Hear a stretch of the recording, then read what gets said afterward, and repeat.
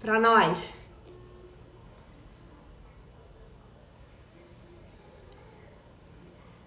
Olá, boa noite. Estamos entrando no ar para a segunda live da nossa página Temos.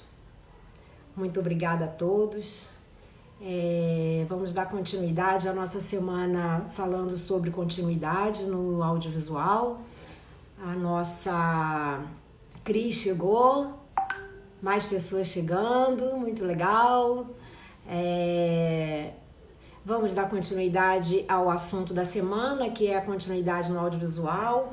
Ontem nós conversamos com a Gisele, ela foi brilhante nos falando sobre o funcionamento da continuidade dentro da visão dela, né, da experiência dela como continuista na TV Globo. Falou, ela está lá há 15 anos e falou como foi o processo dela de entrada e todo desenrolado o trabalho dentro da televisão, em novelas, em séries. Ela abriu bastante para a gente sobre esse assunto, sobre a experiência dela nesse assunto, né? Hoje nós vamos falar com a Patrícia Lencastro. Patrícia Lencastro é uma continuista que está no mercado desde 1987. Ela começou como tradutora num set estrangeiro para continuidade, e a partir dali ela se envolveu com a profissão e nunca mais deixou de ser continuista.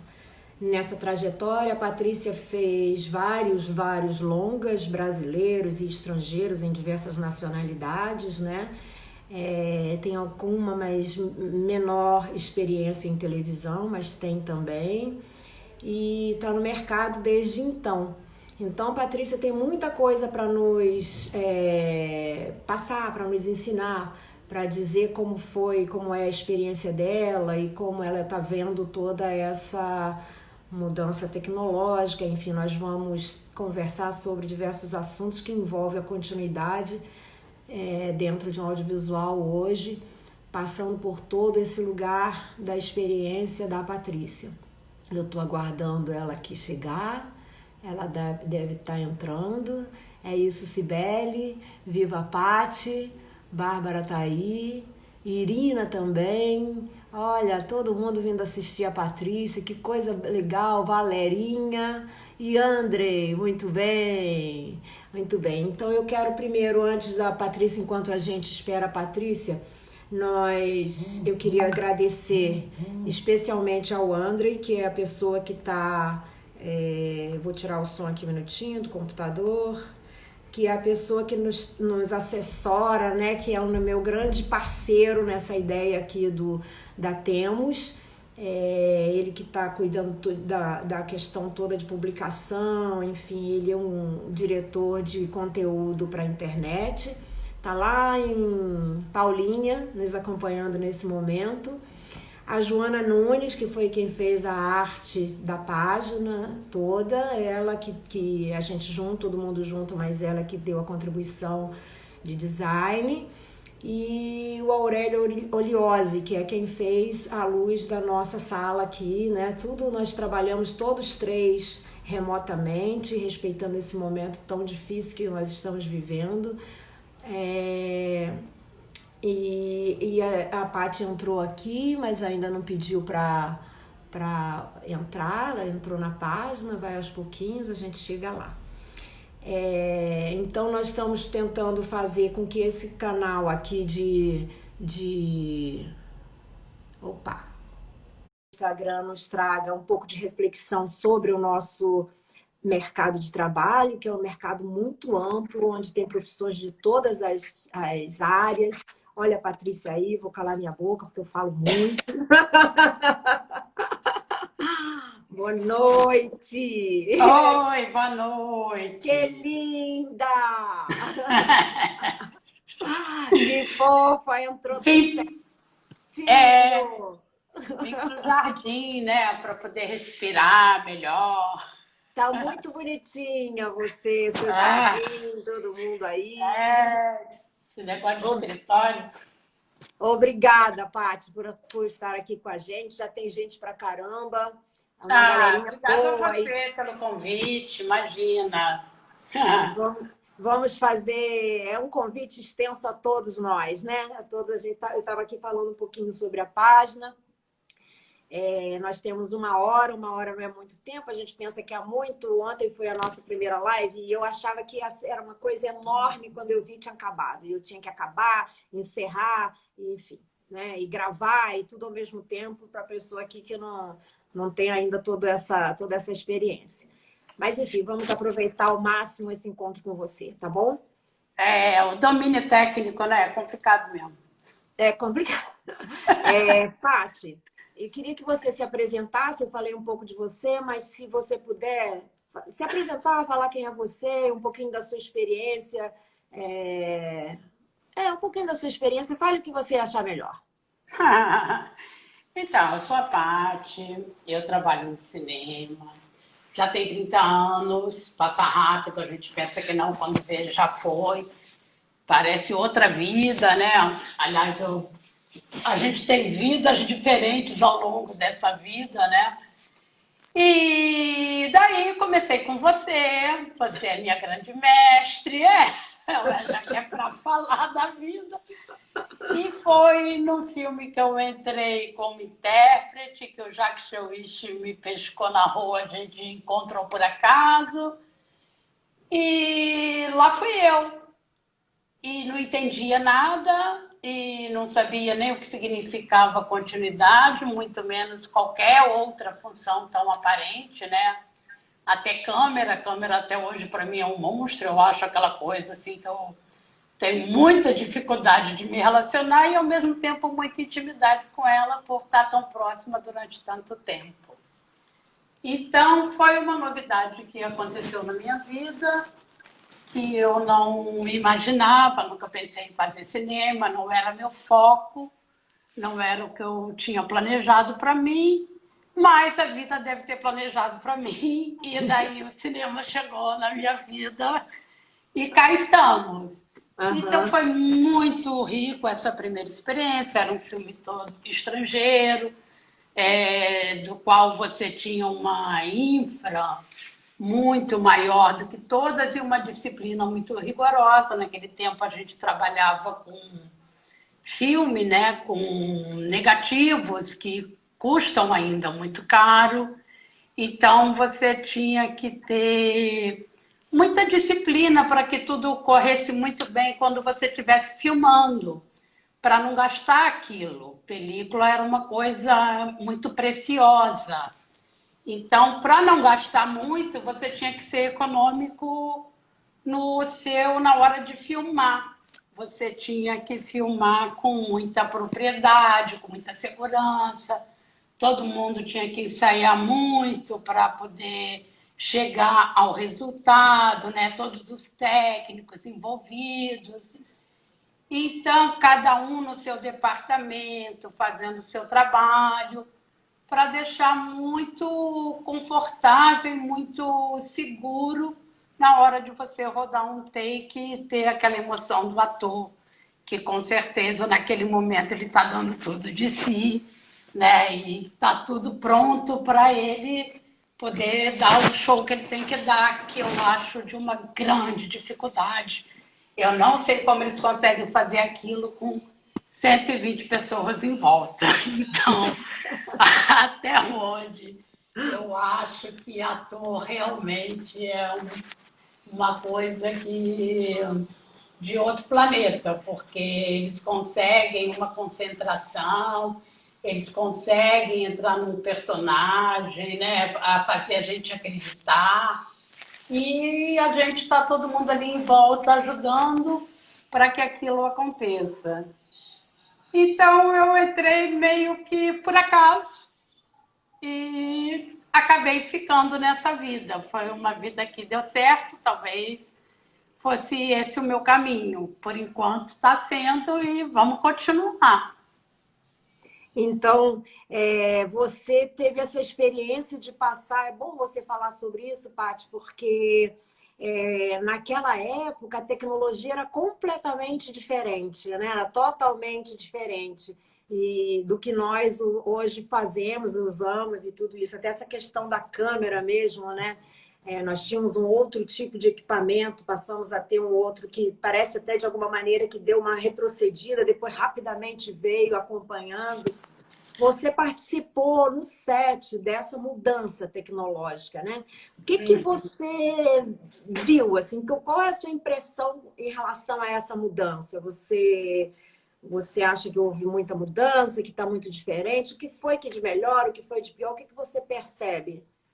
Não, então, mudanças são necessárias. A gente tem que acompanhar a evolução do tempo. Isso aí não adianta, né? A gente está sempre evoluindo, está andando para lá, as tecnologias ajudam. Hoje em dia, então, a gente tem muitas ferramentas, mas realmente a mudança da câmera que fazia, né? Aquele barulhinho do negativo, aquela aflição que você só tinha 4 minutos ali para rodar e contar a sua historinha em partes, aquilo era uma adrenalina muito gostosa, né? Era uma adrenalina, o coração vai lá a mil, mas era gostoso porque você sabia o quão precioso é aquele momento, o quão sagrado é você estar num set de filmagem, o quanto que tem que ser respeitoso, o quanto que cada um tem que se trabalhar para que aquilo aconteça da melhor forma possível. Então, a gente se ensaiava, se preparava muito mais, porque não podia acontecer qualquer coisa, sabe? Ah, eu dei o passo errado. Na hora do ensaio, depois que se ensaiava e valeu o ensaio, que se ia rodar, ninguém se mexia mais, porque cada um sabia a sua posição. É muito chato quando você vê rodando e tem alguém que se locomove, que anda, isso atrapalha o ator. E atrapalha os técnicos também, porque está cada um posicionado para exercer a sua função e eles se colocaram no lugar que é efetivo, da qual ali eles vão fazer o trabalho deles com categoria. Se alguém passar no caminho, fica difícil. Então, e fora o ruído que faz, né? Então, eu acho que tinha, talvez, um rigor maior neste sentido. Sim. Por você ter que não gastar aqueles preciosos 4 minutos. Então, tudo é uma questão de valores. Hoje em dia, você apaga. Você, entendeu? Joga fora. Ah, não, diz aí que não valeu, não interessa. Não tinha como apagar. Você Só, não apaga um filme. deixa eu te interromper no meu hábito aqui. Só para esclarecer, os 4 minutos era o tempo que tinha uma lata de negativo que a gente podia usar no Brasil, que eram 400 pés ou 4 minutos, né? A conversão. E tinham latas de 1.000 pés que você podia usar também, mas era muito raro no Brasil. Normalmente a gente usava em filme estrangeiro, não é isso, Patrícia? Mas, no geral, Era muito raro, muito raro. A gente usava lata de 4 minutos, de 35 milímetros. A luz era feita para aquele negativo que a gente estava filmando, né? Tinha isso também. E tinha que caber dentro, a gente cronometrava para caber nesses 4 minutos quantos takes tivesse que fazer ou quantos planos tivesse que fazer. E muitas vezes a gente rodava de acordo com o número de latas de filme que o filme poderia comprar, né? Por causa da grana. Hoje em dia a gente grava numa memória e bota a gravar, né? O que se fazia também muito importante é a minutagem das cenas, né? Porque você tinha que saber quanto tempo tinha a cena para saber se ela cabia naquela metragem que tinha dentro da câmera, né? Então, é muito importante medir o ensaio.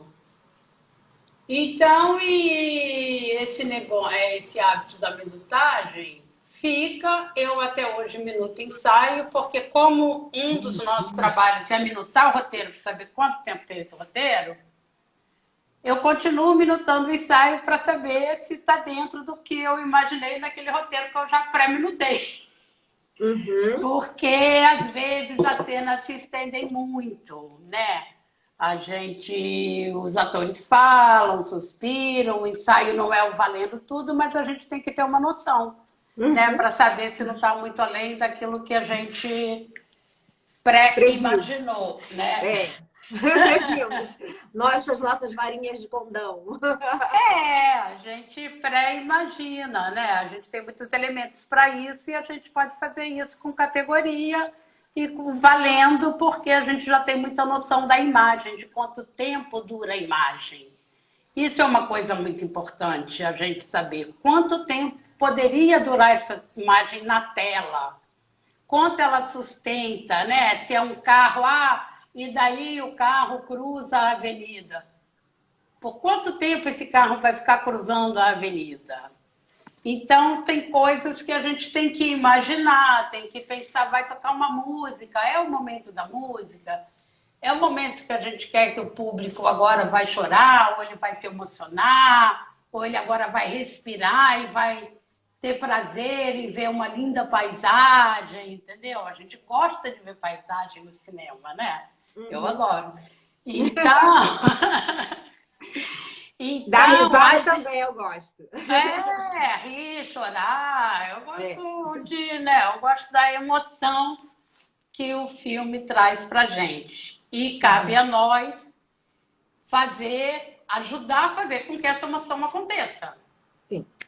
né?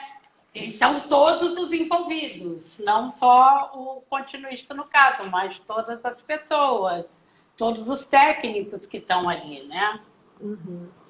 Então, é isso. A gente tem né, propriedade para falar sobre o tempo, sobre a duração da cena, sobre os planos, os cortes. É a gente que vai ajudar a ver. Eu acho que é mesmo um grande quebra-cabeça, se está encaixando, se não está. Né? A Uhum. gente é uma coisa bem difícil, eu gosto dessa complicação. A gente geralmente filma o depois da guerra, antes da bomba. A bomba ainda não explodiu e a gente já está filmando o cara saindo depois da bomba. Entendeu? Ele ainda não caiu na piscina, mas já saiu todo molhado e a gente tem que prever, tem que organizar para isso. Então, o nosso trabalho é esse, é de fazer com que tudo isso aconteça de uma forma harmônica, que Uhum. se una, né? E não disperse o público em nenhum momento, porque a gente quer acreditar na história, quer se emocionar. E faz parte da gente cuidar para que as cenas se unam de uma, né, dessa maneira harmônica. É. Então, isso aí tem uma técnica, né, Uhum. para fazer isso, Uhum. para que chegue a informação, para que você receba a informação, como é que você faz isso. Eu digo que o nosso trabalho é meio de uma memória. Mas ao mesmo tempo, quando você fala em memória, você fala assim, pô, tá tudo aqui, é uma memória. Não, não tá. A gente não tem na cabeça. A gente anota, a gente escreve, a gente fotografa, a gente lê, a gente, de preferência, já sabe de cor o roteiro, de frente para trás, de trás para frente, qualquer cena, porque você está pronta para filmar, eu tenho a obrigação de estar. Qualquer cena. Não, peraí, eu não estudei essa cena. Como não? Claro que eu estudei. Até porque você precisa saber, porque senão você não mantém a cronologia, mesmo que você não vá saber fazer nada daquela sequência naquele dia, mas a cronologia daquilo que você está filmando está ligado com alguma outra coisa, né? Então é importante você saber até os diálogos. Sim, de preferência, decorar um roteiro, porque fica até mais fácil, né, na hora de ouvir e de saber que a personagem não está falando aquilo que está no texto. Uhum. Porque fica mais prático do que ficar acompanhando ali na hora, né? Se você já sabe de cor, você só ouve e fala, opa, não foi essa palavra que eu vi, né? Que eu Uhum. decorei. Não era isso Quem que não, estava escrito. não era isso que estava escrito. Agora, se você tem que ficar olhando, ouvir, olhar e anotar, então, assim, são técnicas que a gente vai adquirindo e vai pegando para poder trabalhar com mais conforto, com mais praticidade, né? Uhum. Nada, a memória não está na memória. E a memória é coletiva também, porque você tem todos os departamentos envolvidos para que o andamento do seu trabalho seja bem sucedido. Você, né, é uma pessoa só, única às vezes, é um departamento meio único, mas é agregado a todos os do filme, né? Toda a técnica, né? Você tem que saber com que lente está filmando, então você tem que falar com a câmera, você tem que dizer qual é a claquete, então para isso você tem que saber, às vezes muda de última hora, não, agora não vai ser mais essa não, vou fazer um planinho aqui para a cena tal, outra, que nem tem nada a ver às vezes com o que era. Então você tem que estar muito pronto para responder perguntas, dar diretrizes, associar tudo para que realmente aconteça. É isso, a gente colhe informação e faça informação. Só voltando um pouquinho nessa questão da claquete, você falou saber da claquete. A relação do continuista com a claquete, explica para a gente um pouquinho. O que é a claquete nesse momento, assim, para o audiovisual, principalmente para o cinema, a importância da gente saber. Então, claquete é um instrumento de trabalho que o audiovisual precisa para sincar a imagem com o som. Lá na edição, quando eles ouvem aquele barulhinho, pá, bateu a claquete, e eles veem aquela imagem nesse momento, eles vão unir a trilha do som com a trilha da imagem, vão colocar ali e eles vão ter a sync perfeita da imagem com o som. Então a gente bate a claquete para isso. A função da claquete é essa. Atualmente, a gente trabalha com timecode, com câmera digital. Então existe o timecode na câmera, existe o timecode no som. Nós já temos uma ferramenta que a gente pode ter o mesmo timecode que eles e trabalhar e gerar um boletim com timecode. Então, assim, hoje em dia o timecode salva. Para mim é salvação. Sim. Porque qualquer coisa você procura através do timecode. Antigamente não existia. Então a claquete tinha uma importância muito grande. Quando eu comecei, a claquete era de madeira ainda. Com giz. Com giz. Uma vez eu quase fui lá naquele seu filme lá. Eu fui bater uma claquete e era bem na cara do ator. Era uma lente 50, você tinha que saber das lentes para ir lá enquadrar no lugar certo, para não ficar sobrando nem faltando, né? Não conta, mas... E eu fui lá, menina, e o ator era aquele bem famoso, Steven Berkoff. Berkoff, Menina, dele um plá na cara dele. Na mesma hora ele cortou, se assustou. Não xingou porque ele é inglês, muito bem educado, né? Mas ele ficou bem bravo. Eu lembro. Eu lembro. Então, assim, mas a claquete era muito fundamental nessa época para esse sincronismo. Resumindo. Hoje em dia, a gente já tem um timecode que salva e que pode ajudar muito no sincronismo, em sincar som e imagem. Então, você pode até fazer um filme sem bater as claquetes. Mas não fala isso, que tem uma diretora aqui que gosta de fazer isso. Não, mas ela facilita. O que é importante? É você identificar. E daí o que eu falo, qual é a nossa relação com a claquete? Quem diz cena, plano e take somos nós. O que eu boto na claquete agora? Exatamente. Quem diz que está escrito na claquete, né? A gente, o continuista, eu acho que é um trabalho, porque às vezes, até de última hora, se troca o plano que ia fazer. Não é mais, não é mais isso. Pô, eu estava indo filmar, não, a gente mudou, vai ser aquilo outro. Então também isso é uma coisa que exige que a gente esteja sempre muito atento e sempre muito do lado das decisões que estão sendo tomadas no set e do processo criativo. Porque o filme acontece na hora que você está filmando. O processo criativo está ali e às vezes o diretor tem que ter toda a liberdade. E ele tem que ter liberdade e um conforto, uma segurança de que o que ele está fazendo é sim viável, é sim possível, é bom sim Sim, para o filme, entendeu? certamente. Você não vai julgar, você só Certamente. vai acrescentar se ajuda a contar na história, se não ajuda, se é. E dá liberdade para ele, um acesso rápido. Não, não, eu quero aproveitar aqui que eu estou aqui nessa locação e fazer um plano para a cena tal, aproveitar a Perfeito. roupa e vou fazer e vamos fazer. Então você tem que Perfeito. estar, e daí você vai dizer qual é. Essa cena nem está na ordem do dia. Então Uhum. não tem como ninguém saber. Só quem Uhum. sabe cena plone take é a gente.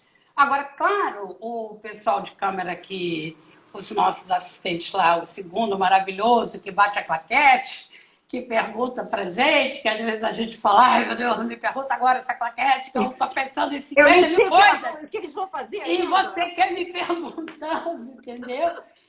Isso é uma outra coisa, é que lá naquele filme eu aprendi, que foi uma escola muito boa, que é a gente aprender a se posicionar e quando falar.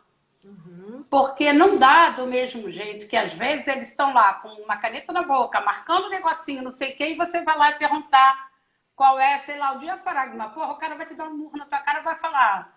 Pô, estou aqui na maior dificuldade. É por isso que é importante entender o que cada pessoa faz, que é muito legal essa página que você abriu, como os técnicos trabalham, qual é o espaço que eles precisam, o que eles precisam fazer, porque a gente entende. Você não vai interromper um diretor na hora que ele está pensando para fazer uma pergunta que não tem pertinência naquele momento.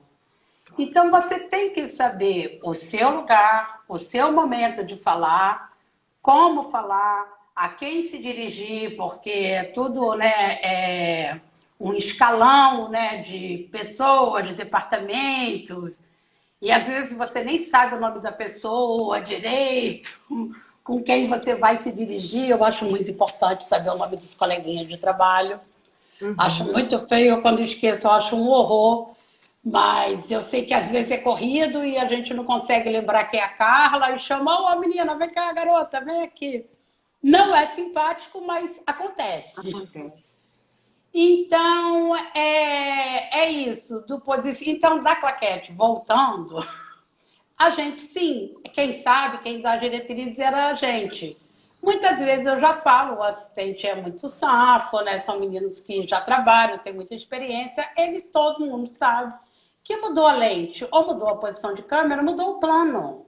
Se Uhum. você seguir essa regra, fica muito mais fácil. Claro, Porque tem claro. coisas que são isso aí no mundo inteiro. Não vai mudar. Se você for para a China, é isso. Mudou a posição da câmera, mudou a lente, mudou o plano, não é o mesmo plano. É. Hoje, Então, às vezes, a gente quer inventar.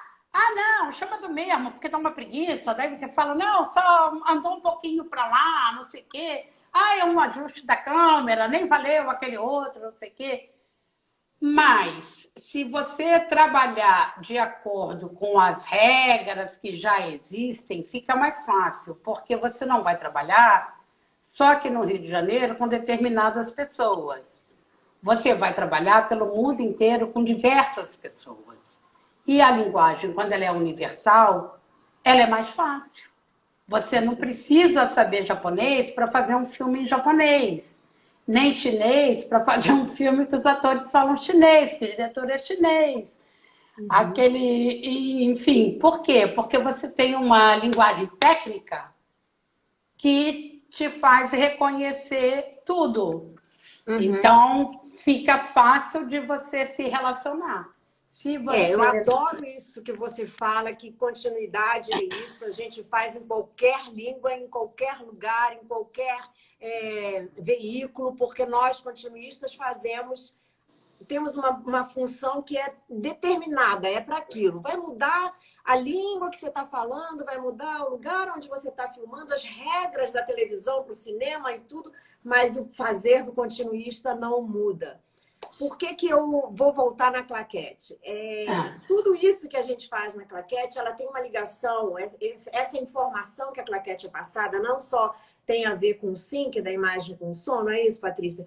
como também uma informação que a gente está levando para a pós-produção, lá para o montador, do que vale naquele plano, quais são o que o diretor quer com aquele plano, ou com aquele take, com aquele lugar que valeu, né? Então, além das informações de sync, né? E a gente pode falar também um pouco sobre montagem, eu gostaria Então, de ouvir você sobre aí isso. a gente está falando da claquete como um indicador, que Sim, seria assim, um índice, que a sim. gente trabalha com cena, plano e take. Uhum, Onde está a cena, onde está esse plano e onde está esse take?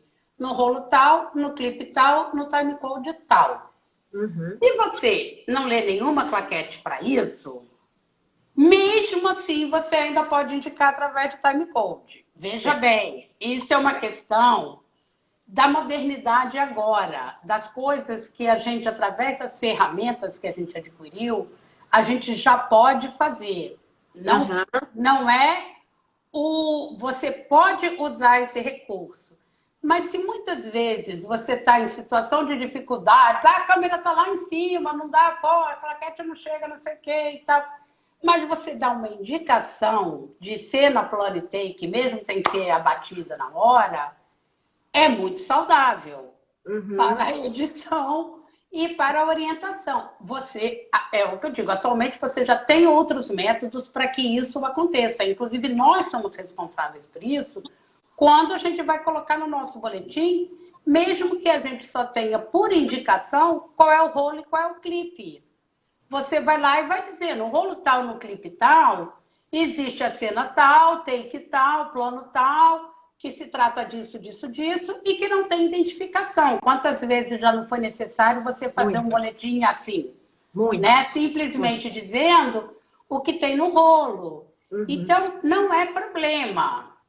Você pode chegar às informações e vai chegar, porque estamos ali para isso, para que uhum, essas informações cheguem lá na edição de uhum, várias outras formas. uhum, uhum. Então, tudo é o andamento, mas sem dúvida nenhuma, a claquete é o método usado universalmente até agora, é a linguagem universal melhor usada para isso, para que isso É, aconteça. uma não sei se você vai concordar comigo, mas uma das coisas que eu percebo, e aí eu saí de uma brincadeirinha aqui talvez meio chata, mas é que é Qual? mesmo, não é um diretor que faz só isso, que usa assim. Tenho trabalhado ultimamente e não é raro, né? Assim, principalmente depois do digital, nós ficamos com uma urgência de filmar no set, né? Assim, uma quantidade, Sim. um volume muito grande de filmar, né? Para filmar, filmar. Uhum. Então, eu tenho uma preocupação, talvez seja eu muito cartesiana, né? Eu tenho uma preocupação direta com a montagem, identificar o que a gente fez. Então, isso às vezes cria uma certa questão. Mas é óbvio que nós temos outras ferramentas e tudo, mas é óbvio que no momento de loucura, uma festa, um monte de gente, sei lá, uma sequência de Sim, ação e sim. tudo isso, não vai ter claquete. Eu já trabalhei sem fazer claquete o dia inteiro, porque não tinha como fazer É, claquete, né? Então, assim, mas não é de praxes isso, não é o mais legal, não é a forma mais confortável de trabalhar. Eu digo para o uhum, resultado final e para todos os envolvidos. Então a gente tem que usar aquela manha, vai ali, olha, enquanto está ali fazendo não sei o quê, o cara está lá falando, lê aqui para mim, vamos ler aqui o negócio, pelo menos identificar o que é isso, pelo menos diz, ó, essa é a cena X. uhum. Por que que eu Fica estou mais insistindo? fácil. Por que que eu estou insistindo nesse assunto? Porque a gente sabe que nós somos o elo da direção, né? Nós supervisionamos o script, somos o elo da direção com a montagem, né? Então, a montagem, para mim, é sempre um lugar onde Sim, eu a tenho gente uma certa trabalha para que as devoção. informações cheguem lá e para que a montagem possa acontecer e fluir de uma forma bem bacana, né? Muito bacana. Pelo amor de Então, Deus, quando não flui, né? Quando eles olham e falam, ai meu Deus, esse plano não encaixa, ai, eu não acho aquele plano que o diretor tanto fala. Pô, o diretor filmou um único olhar que ele jura que filmou, que diz aqui, ah, eu tenho aquele horário, eu tenho aquele horário e não se acha. Pera uhum, lá, todo o material tem que ser achado, tem que, né, se você filmou, ele tem que estar lá. E ele tem que estar identificado de alguma forma. Agora, se quiseram ou não quiseram fazer claquete, entendeu? Isso é o de praxes, é assim no planeta inteiro. Assim, na nossa linguagem cinematográfica, vai facilitar, porque às vezes esse filme vai para a Índia, querem ter outro corte lá, então eles precisam entender. Eles às vezes não entendem as palavras, mas número eles entendem. Pois é, Paty. Me conta um pouquinho mais sobre essa questão do set. A gente parou aqui um tempão na claquete, mas pensando já em pós. Essa sua dinâmica no set com os departamentos, você estava falando um pouquinho, né? Aí tem algumas perguntas aqui que estão surgindo. A Cibele pediu para você falar um pouco sobre eixo. A Gisele está perguntando quanto tempo, quantas cenas nós filmamos no set, quantas páginas, nosso critério é diferente do de televisão. Enfim, um pouquinho desse seu dia a dia no set, você que tem um monte de filmes na cabeça já rodados, mais de 70, eu li seu currículo, fiquei louca. Mas que coisa linda. Essa dinâmica, sabe, da sua relação com todos esses... Você falou um pouquinho da câmera, né? A fotografia, o som. Essa dinâmica para você, como é? É difícil? É complicada? Como que é isso? Então, ela deixa de ser difícil e complicada se você se preparar bem para que isso aconteça. Para isso, a gente tem uma que a gente lê o roteiro, estuda, lê, na última hora esse roteiro muda e você tem que ler e estudar tudo de novo. Então, porque acaba chegando e no dia o diretor muda. Mas se você tem uma base, que você estudou, que você leu, que você sabe para onde a história deve ser conduzida, que é o que se pretende no roteiro, e se isso está claro em você, fica mais fácil. Então, é muito importante que você esteja com o pensamento do diretor alinhado para que você saiba qual é a história que você está contando. Porque daí você pode diversificar ela à medida que você quiser. Então, né, os atores criam, eles mudam os diálogos, entendeu? Tudo acontece na hora que se filma. Então, a dinâmica de trabalho vem através da hora que você chega no set e que você vai trabalhar. Você tem uma ordem do dia a cumprir. Isso é muito sério, é um documento. Lá se diz, você vai filmar cena tal, cena tal, cena tal. Cena tal tem tantas páginas, cena outra tem tantas páginas, um total de tantas páginas. Mais ou menos, a Gisele perguntou páginas. Depende do diretor, depende da produção, depende do que se pretende.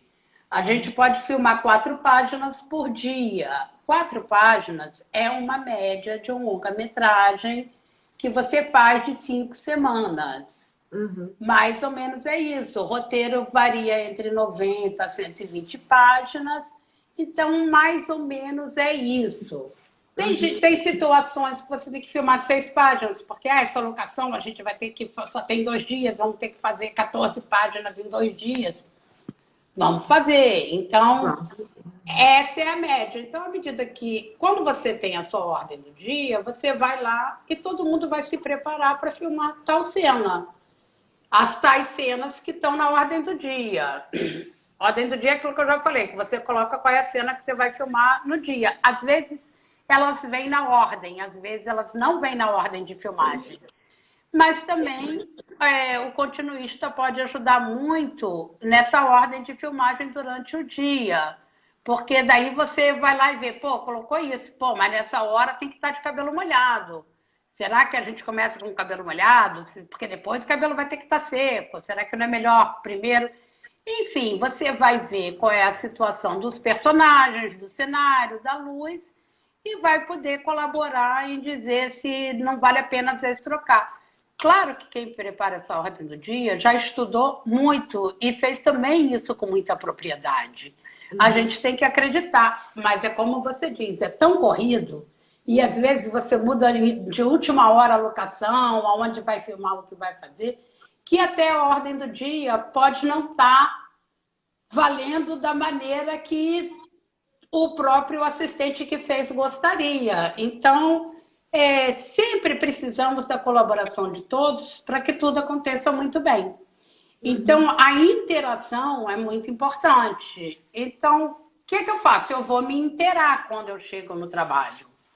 Eu passo nos departamentos de figurino, chego lá, é o primeiro, geralmente, porque falamos de troca de roupa, dos personagens, de onde eles estão vindo. Ah, não, já filmou. Não, não filmou. Ai, você tem a foto, ai, não tenho a foto, ai, eu não sei. E esse brinco caiu, perdeu, não existe mais. Então, é um momento que ali você troca sobre todas as cenas do dia, o que é necessário para que as cenas aconteçam, para todo mundo já se preparar. Você fala com o assistente da arte, hoje precisa ter aquilo, vem lá o contra-regra, aquele que você tem muita intimidade porque tira e coloca os objetos a todo momento. Daí você fala, hoje precisa daquele balde tal que furou com aquela espoleta, o balde já está furado. Então, você meio diz em cada cena o que é necessário para não ter surpresas na hora de filmar. Eu gosto de fazer isso logo que eu chego, para todo mundo para a gente já saber tudo que é necessário, se está todo mundo afinado nisso, para que realmente a cena possa acontecer. Às vezes a gente tem que sair correndo atrás de coisa, né? Às vezes, não, putz, sim, hoje é o dia daquele aí. Enfim. Como é que a gente resolve isso, né? E a gente resolve, a gente tem que resolver. Todos os departamentos têm que resolver. Todos não somos só as continuistas. Tem que ajudar a resolver. Então, a Sibeli fica falando para explicar isso. Eu não vou explicar, não. Esse é a maior aula. Acho que ela quer ser continuista. Isso aí vai ser naquele cursinho que eu vou dar depois. Daí eu explico direitinho. Mas só para falar rapidamente de eixo, é uma coisa. Quem estabelece o eixo é a câmera. A câmera tem direita e esquerda. Se você olhar para a direita e o outro olhar para a esquerda, então você pensa, quando você vai ao teatro, você tem o palco, você está vendo ele de frente. A câmera é a quarta parede. Se a pessoa olhar para alguém na plateia à direita de câmera, essa pessoa está à direita de câmera. Só que quando você virar a câmera para o lado da pessoa que estava olhando, essa pessoa vai ter que estar na esquerda, porque se um olha para a direita, o outro olha para a esquerda. Como é que a gente vai se enxergar? Então, quem estabelece o eixo é a câmera. Às vezes parece loucura. A porta está lá do lado esquerdo e tu manda o cara olhar para a direita, ele está saindo pela porta. Sim, porque é espacial. Então, a gente... já tentei explicar e não consegui. Mas não precisa gastar. Não precisa gastar. Não sabe que está podendo ouvir, vamos fazer como você está achando. Vamos fazer outra possibilidade também, porque aí... né? Eu não gosto de todas as possibilidades, porque é muito claro. Mas nem todo mundo tem isso claro na visão. É uma coisa que não é tão fácil, porque é uma coisa... Como é que espacial. Eu falei? Espacial. Espacial. Quem desenha isso é a câmera. Então, o que é importante é quando você quer que olhe no olho. Eu adoro quando o mocinho olha no olho da menina lá, entendeu? Quando eles estão com aquele olhar, um olhando para o outro. Imagina se numa hora dessa eles vão olhar de todo mundo olhando para a direita. Não dá. Um tem que olhar para um lado e o outro para o outro. Daí os olhares vão se encontrar. E eles podem estar mais próximos da câmera, mais distante, dependendo da sensação que você quer dar e da intensidade que você quer dar para esse olhar. Quem estava mais perto, muitas vezes a gente falseia, manda o cara olhar lá na luz, olha lá na luz. Por quê? Porque a gente está distanciando, o cara está longe, está alto, está lá no topo da montanha. Então, a relação sempre será pela câmera. Não existe um espaço físico real. Tem duas perguntinhas aqui. Alguém perguntou, não sei quem foi, Andrei mandou aqui. Você vai responder mais ou menos o que você já disse. Quando um take, assim, ela diz assim, quando rodam a cena mais de uma vez no mesmo take, ou seja, deve ser quando roda o plano mais de uma vez no mesmo take, como passar isso para a montagem? Sabe Então, quando não sei, eu corta em horas de sei. novo? Isso antigamente, no cinema, se chamava, era meio parada de câmera. Mas não Não, nem é a era. parada de câmera. Acho que Nem a é a mãe está parada de falando em câmera, parada porque de a câmera. câmera parava mesmo. É. Mas é assim, você tá lá fazendo o plano, aí, pô, a pessoa não falou a frase, aí o diretor fala, não, fala, eu tô indo para minha casa, não, eu fui para minha casa. E daí você continua rodando, rodando, rodando. Sim. Por isso que eu falo, time code salva. Aí eu vou lá naquele time code que ele falou isso e coloco, tchum, mudou a fala. Uma vez, duas vezes, às vezes 30 vezes. Pô, depois da 13ª eu não sei mais se eu quero continuar fazendo isso. Mas mesmo assim eu ainda sou obrigada. Então, porque pode chegar que lá na 20ª vez o diretor fale, pô, essa aí é a fala que eu mais gosto dele. Tudo bem, Temos! eu vou lá e recupero depois de alguma maneira, se eu não conseguir chegar às 20 vezes que o ator falou. Mas eu vou recuperar essa informação do diretor, porque se é importante para ele, é importante para o filme. Entendeu? Eu acho Claro. que assim, você tem que ser fiel, você tem que demonstrar credibilidade, segurança. É isso que você pode colaborar num set de filmagem. É você dar essa certeza que o que foi filmado está em mãos, ele existe, que tem takes valendo na cena que que o diretor fez, que está de acordo com o desejo dele, que o que ele falou na hora que ele rodou essa informação vai chegar e que o montador vai encontrar isso facilmente. Porque é por isso que eu falo que você fala da claquete que eu falo, porque quanto mais direto for o caminho, mais fácil. Menos tempo, menos dinheiro. Então, quanto mais clara as informações forem, fica mais fácil para todo mundo. E se você usar o caminho mais curto, é melhor. Então, é só isso. Qual é o caminho mais curto? Qual é o melhor caminho de acesso? A gente vai estar dando... tá lá no lugarzinho dando as informações de acesso para a pessoa. E as informações... Que vai trabalhar com esse material depois. E essa pessoa não está vendo, não tem noção do que acontece no set, às vezes. É muito difícil para o montador. Ele não tem, sabe, ele não está ali no frescor da hora que o diretor falou, puta, valeu. Eu até escrevo, puta, valeu, fodaço, maravilhoso. Eu escrevo exatamente a palavra que o diretor diz na hora em relação ao take quando ele corta. Porque a palavra da nossa página, temos, foi uma sugestão do André, que é diretor, mas eu amei na hora, porque a coisa que eu mais gosto é quando o diretor me olha e fala, temos. Caralho, aí tá ótimo. Não tem o famoso valeu, valeu, valeu, valeu, valeu, valeu, tá ótimo, tá ótimo. Eu adoro o fodaço e o focaço que o Lula criou. Foi fodaço. Tem foco? Focaço.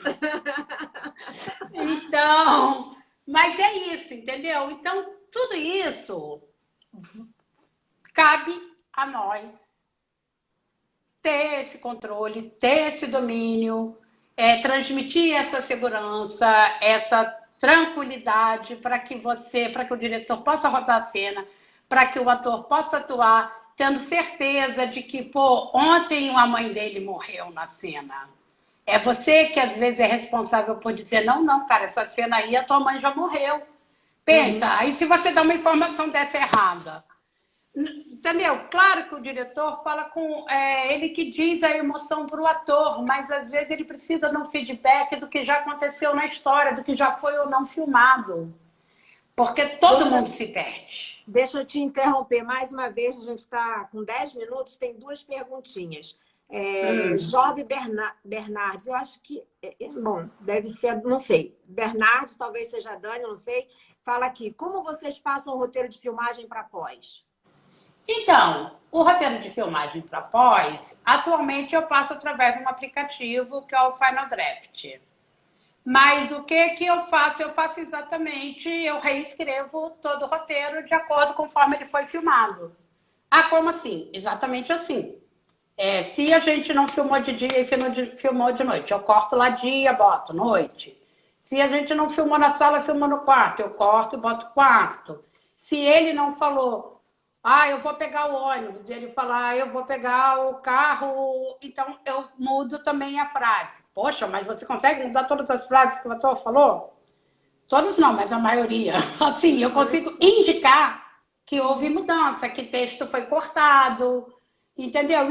E isso, quando eles mudam frase, eu vou lá no diretor e falo, olha, ele não falou carro, ele falou carroça, tá bom? É, entendeu? Porque às vezes o diretor não quer, não, pô, mas eu quero que ele fale da maneira que está escrita, eu não quero que ele fale da maneira que ele está falando. Então, assim, o próprio diretor muda texto na hora, o próprio ator muda, a gente corta a cena, inventa a cena que você tem que botar no roteiro. Uhum. Antigamente a gente fazia tudo isso à mão no corta e cola. Corta e cola, corta e cola é mais ou menos a mesma coisa. Você faz um corta e cola, só que atualmente em digital. Não é mais no papel físico, é no papel eletrônico. Então, Tinham duas coisinhas mais que eu queria lhe perguntar. Uma coisa sobre. A gente falou sobre o processo, sobre a questão dos aplicativos, né? Para a gente trabalhar na continuidade. O que que você. Como é que você vê essa questão hoje? Porque você falou, a gente trabalhava no papel, enfim. Hoje a gente trabalha diferente. Como é que é isso? então, é diferente porque atualmente a gente tem uma ferramenta que a gente pode usar e que pode facilitar. Essa ferramenta já existe há algum tempo. Antigamente a gente escrevia no papel, era muito bom, mas era muito pesado. Pensa carregar 100 páginas, você precisa fazer um formulário para cada cena que roda. Né? O seu índice de procura é através da cena, né? Quando você vai lá montar, não é pela data, ele procura pela cena. Peraí, eu quero a cena tal. Então, pela cena tal, você vai lá, você bota o plano, o take, você preenchia aquela cena. 1, 2, 3 takes, aí ele saiu de casa, abriu a porta, foi até a calçada e olhou para a esquerda. Sei lá, o diálogo vai de oi, meu amor, como vai, até tchau, eu vou embora. Então, tudo isso é escrito num boletim. Isso é um boletim, que é o que a gente tem, que é o que depois vai. Isso tudo era feito no papel. Atualmente, a gente pode fazer tudo isso, eu faço dentro do meu iPad. Tem gente que pode fazer até no telefone, se quiser. Cada um vai achar. Existe um programa para isso que já te dá um boletim. Quando não existia, por que eu cheguei lá no programa, no não sei o quê? Porque teve um filme que eu fiz, que eu estava lá no papel, bem feliz, era no meio do mato, com um índio, era Terra Vermelha. E era uma loucura, porque você passava o dia inteiro, tinha que escrever, já era uma confusão escrever no papel. Quando eu cheguei, o pessoal falou, não, você tem que passar suas informações para a montagem lá na Itália. E me deram um computador lá no escritório e falaram, agora passa tudo aí. Eu fiquei doida, porque daí eu tive que fazer isso, fiquei horas. Falei, eu não vou mais fazer esse trabalho. De escrever tudo no set e depois ter que passar no computador. Eu falei, então agora eu vou ter que trabalhar com o computador. Daí o que eu fiz? Peguei aquele papel que eu tinha, copiei, fotografei, sei lá, eu não me lembro na vez, ou desenhei ele no computador, que eu tinha um pequeno, que podia andar no set, e fazia o negócio, eu duplicava todo dia a página e fui abrindo página. Então, assim, foi um método que eu achei para trabalhar naquele momento, porque eu precisava disso. Então, à medida que você vai precisando, você vai usando e descobrindo ferramentas. Como agora, nós vamos ter que descobrir novas ferramentas de trabalho. Porque se o mundo está ficando online, a gente vai ter que facilitar esse mundo online. A gente faz parte dele. A gente tem informações que já seguem online, através, né, da logagem e tudo, através desse aplicativo que a gente usa, elas chegam na imagem, chegam junto com a imagem lá para o editor. E a gente vai precisar de muito mais que isso. Isso já é uma coisa que já existe há muito tempo. A gente vai precisar de ferramentas melhores que nos façam comunicar, que nos possibilitem uma comunicação mais fácil, mais rápido, mais direta, porque é para isso que o mundo vai andar. E o audiovisual, atualmente, não é só cinema. Vide que estamos numa live. O audiovisual, a gente, né, tem web story, tem, sei lá, TikTok, tem de tudo. Então, o audiovisual, tudo que é imagem e som é audiovisual. Então, e as formas que se usam para veicular isso estão se ampliando cada vez mais. Se a gente não se ampliar e entender como essas formas se comunicam, a gente não vai conseguir fazer esse grande pool de comunicação e de interação que o audiovisual nos proporciona. E que a gente deve caminhar junto, ou à frente, ou qualquer coisa. A gente tem que fuçar e descobrir. Porque o que a gente não pode é ficar... Você vide que da película para o digital já mudou e que do papel para o... Estamos indo aí para ferramentas e aplicativos e sabemos o que mais, mas cabe a nós também estudar, aprender, entender e avançar junto. A Gláucia tem duas perguntinhas aqui, que se você puder resumir. Primeiro, ela pergunta se você negocia a entrega com a produção, a entrega do roteiro filmado. Segundo, se você usa o Movie Slate. São essas duas perguntas. Eu uso o Movie Slate. Se eu negocio, eu não sei em que sentido. Eu não negocio nada. É minha obrigação entregar esse roteiro. A única pessoa que tem a capacidade de fazer um roteiro filmado é o continuista, porque é quem está ouvindo e quem está vendo todas as cenas. Então, é quem sabe o que estava escrito e o que foi feito ou não foi feito daquilo que estava escrito. Então, cabe a gente atualizar esse roteiro para a pessoa que vai trabalhar depois. Imagina um editor receber um roteiro que foi escrito lá na preparação e depois que filmou ele não ter nada atualizado. Que isso? É dançando no escuro, entendeu? A pessoa tem que saber das modificações. Claro que ele está vendo na tela, mas, poxa, para entender aquele quebra-cabeça, se a gente tem o nome de Script Supervisor em inglês, e se traduzir isso, cabe a gente fazer uma supervisão do roteiro e, do mesmo jeito que você recebeu, você vai devolver ele com todas as modificações necessárias. O JB Bernardes era que estava falando, então é o JB continuista. Eu acredito que tenha sido ele que fez a pergunta lá sobre entrega. Agora, Paty, nós temos 3 minutos. A Jamile fez uma perguntinha no início, já no meio, talvez, que eu fiquei guardada aqui, nem veio para mim, passou. Eu vi ela perguntando e eu queria te perguntar. Ela pergunta para nós duas se a gente ainda sente um friozinho na barriga quando vai começar um trabalho novo, depois de estar tantos anos no set. Como é que você sente? Claro, sempre. Eu adoro esse friozinho, é o que me motiva, porque sempre será diferente. É sempre um outro filme, um outro diretor, outras pessoas. Esse friozinho faz parte. Por mais que você tenha domínio, um pouco de domínio da sua profissão, a gente, entendeu? A emoção jamais deixará de existir, porque quando ela deixar de existir, eu não vou mais querer fazer o que eu faço. Entendeu? O que me leva a fazer o que eu faço é essa emoção que eu sinto ao fazer. E que é esse friozinho na barriga, esse medo, a vontade que você tem de roer a unha, de fechar o olho, ai meu Deus, não quero nem ver isso. Então, é essa emoção que me faz trabalhar todos os dias num filme, com um novo diretor, com uma nova equipe, com mais uma história. É isso. É muito legal. Eu também ainda sinto, Jamile, o mesmo friozinho na barriga. Cada equipe é uma equipe diferente, cada roteiro é um roteiro diferente, cada filme é um filme, e agora tem as séries. Eu queria falar um pouquinho, só rapidamente, sobre essa questão, as séries, para a Gi, que perguntou, as séries a gente tem normalmente filmando por dia 10, 12 páginas por dia, e ainda com uma qualidade de cinema, né? Então, é bastante puxado para a gente. Mas a gente não, como a Patrícia falou, muitas vezes precisamos fazer isso no longa também.